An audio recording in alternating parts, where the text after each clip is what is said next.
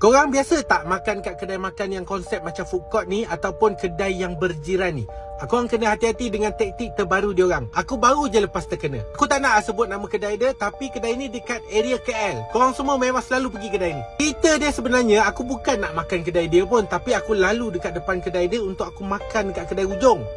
Tapi dia tahan aku. Dia kata, tak apa bang, abang duduk sini, order dekat sini, saya boleh tolong orderkan kalau abang nak makan kedai lain. Bila dia cakap macam tu, aku rasa macam okey lah, boleh lah makan kedai dia. Kalau aku nak makan kedai lain pun, dia boleh tolong orderkan. Jadi aku duduk lah dekat kedai dia. Aku order air dan juga makanan. Kita dah duduk tempat dia kan, tak sedap lah kalau kita tak order makanan dia. Makanan dia dengan air dia dah sampai. Jadi aku minta lah tolong dia untuk orderkan makanan dekat kedai lain.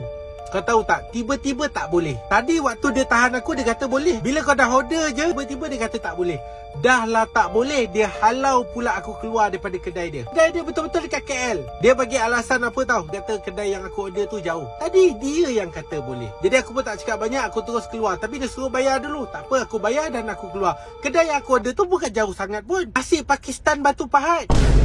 KL dengan Batu Pahat bukan jauh mana pun, 3 jam je. Aku boleh tunggu. Dia roti lah.